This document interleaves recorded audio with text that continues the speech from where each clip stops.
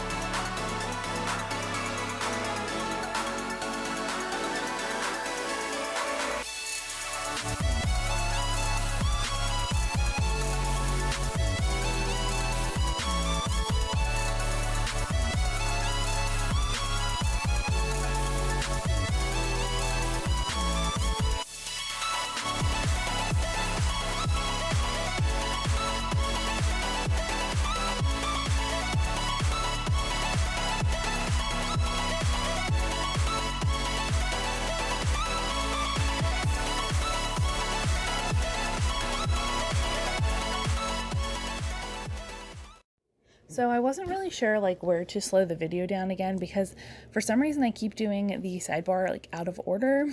That's okay. So right now I'm putting down the meal little things to mark what we ate for dinner. I love doing that so I can go back and be like, oh, we haven't done this in a while, and then we'll do it. Anyway, the sidebar, I just used the full box overlay that has the quote says where flowers bloom, so does hope. And I just thought that was perfect for the fact that we were like still in quarantine this week. I did use a weekly ombre box and then just like a little half box on the bottom. But going into day by day, I marked my weather like a couple of days this week. I love marking it when there's like crazy like storms. So there was a ton of rain on Monday, and I used like a Grin and Bear It rainy sticker. I just love them so much. To mark that, and I've been reading a ton. I did mark my reading this week, and I tried to stay consistent with like boxes, or not boxes, with like the different character stickers I use for things. So I did finish the book One of Us is Lying, which was a reread for me, and I started the book One of Us is Next, which is new. I think she just came out with it in maybe December of last year, maybe January of this year. It was good. I thought it was predictable more so than the first book was. I still liked it. I passed it along to my sister. It's a book that I probably won't reread. I had a physical copy and I also got a copy for my Kindle as well too. I've been buying physical books and then I'm like, I'm not reading them. Like I'm reading them in the middle of the night. The baby was still sleeping next to me. So I've been like rebuying books on my Kindle, which don't judge me, whatever. So I did mark that. Order pickups. I don't even know what I ordered. It was probably something from Target, but that's fine. We had leftover ham on Monday because Sunday was Easter and we cooked like ham and mac and cheese and stuff like that. So that was fun. Tuesday, made my grocery list because I've been going grocery shopping super early in the morning on on Wednesdays. Did do some reading overnight and family cuddles. I do mark family cuddles, not every day we do it because obviously I am constantly cuddling with my baby, but when there's not a ton of other stuff going on, I will mark it. Same thing with baths. We give her more than one bath in a week, but like this week I didn't even mark one of them. If there's nothing else really going on, then I will put it in. I did wash all her playmats and like the cover on her high chair and like all that kind of stuff that people don't really think about. I don't know. Her playmats, I wash them now once a week. They kind of get gross. I mean, she's on them for like hours a day. And there's bound to be like some spit up and stuff like that, but I don't know, she's really cute, and I love our playmats so much. We have one from Lovevery, which is like a very Montessori company. I love them. I wish I could get their subscription box, but I just can't justify spending like $90 on like 3 toys every like 2 or 3 months. Like to me, like, I don't know, I think it's worth it, but I just can't picture myself doing that. I don't know. Maybe that makes me a bad person. I don't know. But anyway, so we do have a Lovevery playmat, and then we have a piano playmat as well too. And we have the Lovevery mat upstairs now, and her nursery used to be downstairs, and we would play on it every morning. We still play on it every morning and afternoon. She does about 3 hours of tummy time every day because she's getting closer to crawling, which is exciting. Anyway, the piano playmat now sits downstairs, and she doesn't usually play it as like kicking. She plays it with her hands more so now. I do have another playmat as well too, but I'm going to just give that to my mom so she has something to lay on while she's over there. Wednesday, it was extremely and unseasonably cold, so I did like to mark that. Also, we got our first Amazon book box for the baby. It's this really cool thing, and I think it goes up to 12 years, and you basically select the age of your baby, and then you can pick every month, 2 months or 3 months. We have it every month. They send you an email when your box is ready, and you can switch out like the books and stuff like that, and they won't send you books that you have bought through Amazon.